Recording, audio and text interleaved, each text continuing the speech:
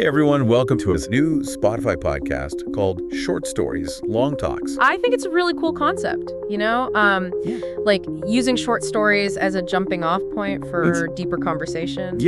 I think people would really enjoy it. I think so too. It's a great way to connect with literature in a new way. Yeah, and to connect with each other. Totally. Through these shared stories and discussions. Absolutely. All right. Today we'll be looking into a classic science fiction story.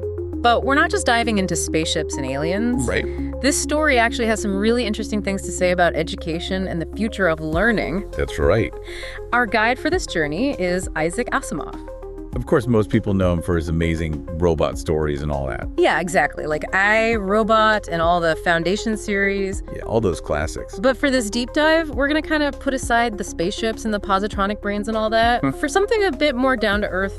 Right. School. Yeah, what's so fascinating about this is that Asimov wrote this story, The Fun They Had, way back in 1950.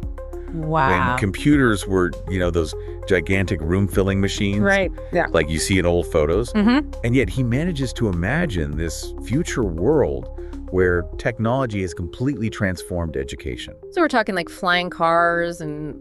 Maybe not flying cars, yeah, but definitely a very different way of going to school. Okay, so set the scene for us. What's education like in Asimov's future? Okay, so picture this.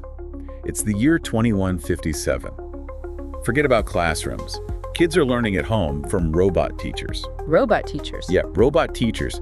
Textbooks are digital, lessons are personalized. It all sounds pretty slick on the surface. Kind of makes you wonder why he called it The Fun They Had. Right. Well, that's where things get really interesting. You see the story's main character, this boy named Tommy. Okay. He finds this ancient relic, a real book. Like made of paper. Exactly, made of paper, yellowed pages, the whole bit, Yeah. Like imagine finding something that outdated in your attic. It's gonna be like finding a, dinosaur bone or something. Exactly. It's a window into a completely different way of learning.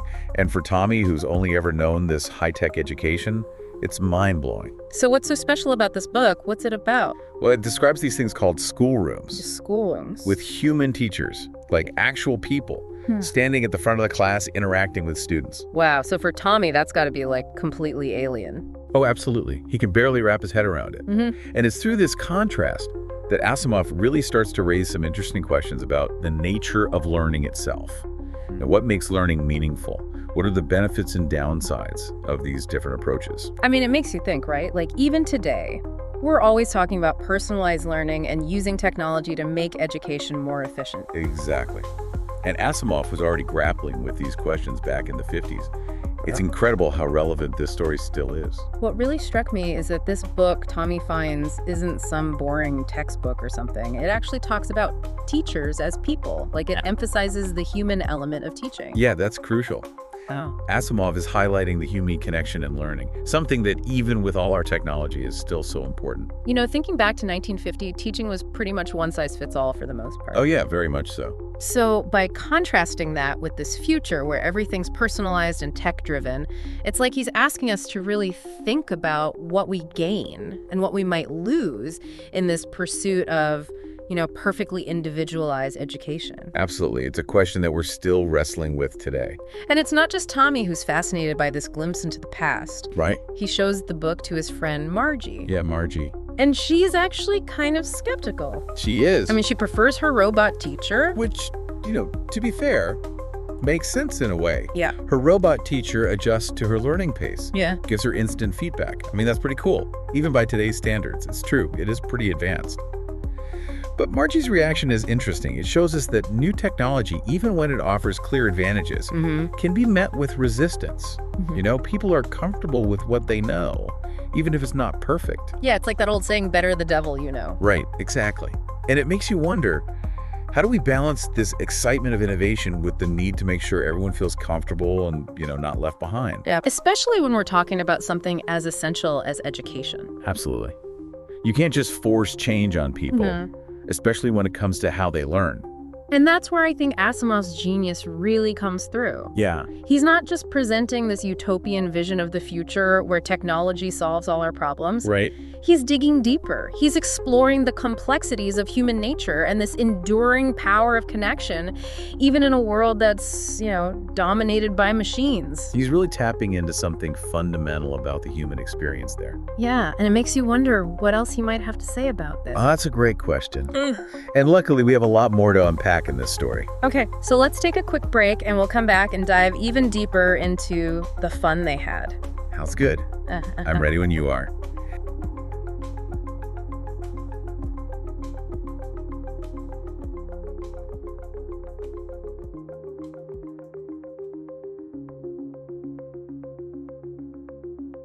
Hey everyone, welcome back. This is where this story takes this fascinating turn.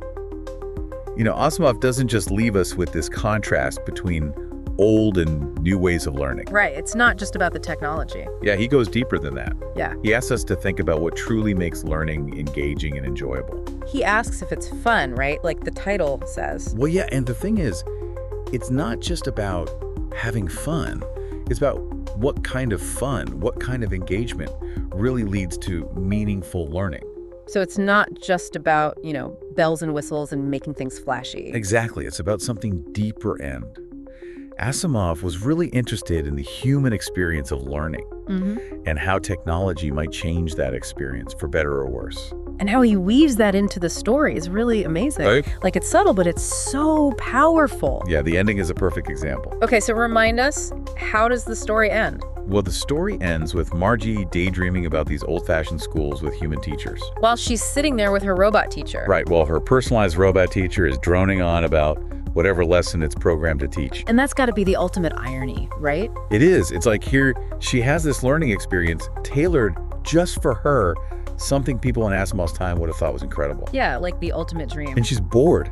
It's like Asimov is saying, even the most advanced technology, even if it can personalize everything, can't necessarily replicate the spark, the magic of a truly engaging learning experience. Right. It makes you think about all the things technology can't do. Exactly. Yeah. Like, can technology ever truly replace the human element in education? Can it replace that connection that you get from learning alongside other people? It's a big question. Yeah.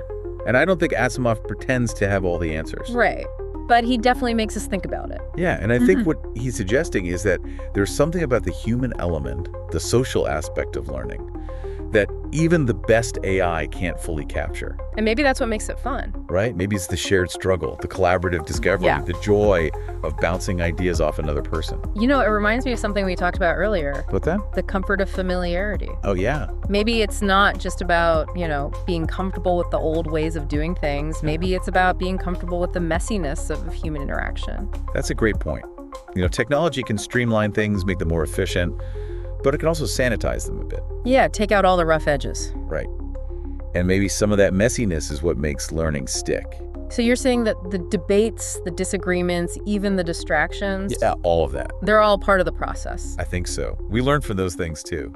It's funny because we often think about technology as making things more exciting, more engaging. Right, like it's going to revolutionize everything. But Asimov kind of flips that on its head. He does. He shows us this future where technology is so advanced that it's almost boring. Precisely. Yeah. And I think that's one of the reasons why the fun they had is such a timeless story. It's really stuck with people. Yeah, it's not just a simple story about kids in the future or a techno-utopia or a dystopian warning. It's more nuanced than that. It's a nuanced exploration of the complex relationship between technology and human experience. And how that plays out in something as fundamental as learning. Exactly.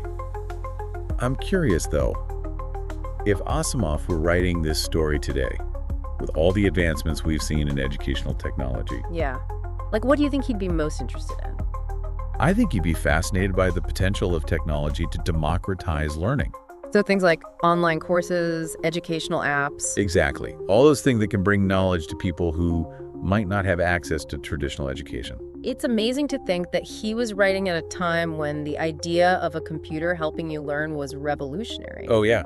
It was a totally different world. And now we have more information at our fingertips than ever before. It's true.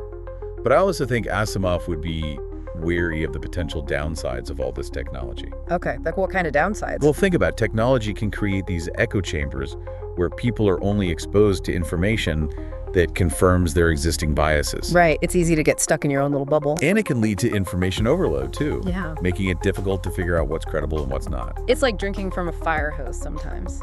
Exactly. So I think Asimov would be both excited and cautious about the possibilities. Makes sense. So let's bring it back to education specifically. Okay. We talk a lot about personalized learning these days, tailoring education to individual needs and styles. Like Margie's robot teacher. Right, adjusting to her pace and all that. Do you think Asimov would see that as a positive development or a negative one? Well, I think he'd see both sides of the coin. Of course. On the one hand, personalization can be incredibly powerful. It can help students learn at their own pace, explore their interests, and develop their unique talents. Yeah, that all sounds pretty great. But it also carries the risk of creating isolated learning experiences where students miss out on the benefits of collaboration and diverse perspectives. So it's like that double-edged sword again. Exactly. It's all about finding the right balance. It's interesting how the same technology can be both a bridge and a barrier depending on how it's used. It is. And the fun they had really forces us to think critically about those choices. About how we want to use technology in education. And about what kind of future we want to create for learners. I think that's a great place to leave it for now. Okay. But we're not done yet. There's still more to explore in Asimov's world. So let's take another quick break and we'll come back to wrap up our deep dive into the fun they had. It's like he's holding up this future and asking, is this really what you want? Exactly. And I think that's a big part of why this story still resonates with people today. It's not just a fun little story about kids in the future. It's like a mirror reflecting our own anxieties and aspirations about technology. Right. Like how it's changing our lives, how it might change things even more in the future. And especially how it's changing the way we learn and teach. Right. Like we're living in Asimov's world in a lot of ways. Yeah, we have all this technology at our fingertips, like we were just saying, and it's changing education in so many ways. It is, but it's also raising a lot of questions. Like the same ones Asimov was asking back in the 50s. Okay, so let's put ourselves in Asimov's shoes for a second. If you could step into this world he created, would you choose Tommy's old-fashioned classroom with a human teacher or Margie's personalized robot tutor? Oh, that's a tough one. Yeah. It really is. Part of me really yearns for that sense of community, like the energy of a classroom full of students learning together. Right, like that shared experience. Exactly. Yeah. But then I think about the incredible potential of personalized learning. Like, imagine having access to this vast library of knowledge tailored to your specific interests and learning style. Yeah, it'd be like having your own personal guide through the world of information. Right. And that's pretty amazing to think about. So maybe it's not about choosing one or the other. Maybe the ideal learning experience is a blend of both. I think that's a really good point. We need that human connection, that social aspect of learning, but we can also leverage technology to enhance and personalize that experience. And make it more accessible to people. Exactly. Technology can help us overcome barriers of time and distance and resources. Which brings us back to something we touched on earlier, the idea that technology can both democratize learning and create new barriers. It's a tricky balance for sure. So how do we ensure that everyone has equal access to these powerful tools and that they're used in a way that benefits all learners? That's the million-dollar question, I think. And honestly, there's no easy answer. Right. But I think Asimov gives us a framework for thinking about it. Like, his story reminds us that technology is just a tool. Okay. It's up to us to decide how we use it and what kind of future we want to create with it. So it's not about the technology itself, it's about how we choose to use it. Exactly. We have to be intentional. We have to think about the human consequences of our choices. And make sure we're using technology to enhance learning, not replace it. I think that's the key takeaway here. Well said. Yeah. So as we wrap up our deep dive into Asimov's vision of education, I want to leave our listeners with a final thought. Sounds good. If you could design the ideal learning experience, what would it look like? What would it look like? Yeah. What elements from Tommy's world, from Margie's world, and from your own imagination would you bring together? That's a great question to ponder. Yeah. There's no one right answer, I think. What matters is that we keep asking these questions, keep exploring, and keep pushing the boundaries of what's possible. Yeah. Be like Asimov. Keep imagining and building a future where learning is not just efficient, but also joyful, meaningful, and deeply human. Couldn't have said it better myself. Thanks for joining us on this short stories, long talks into the fun they had. We hope it's given you some new ideas and inspired you to think about the future of learning in a whole new way. Catch you next time, folks. Until next time. See ya.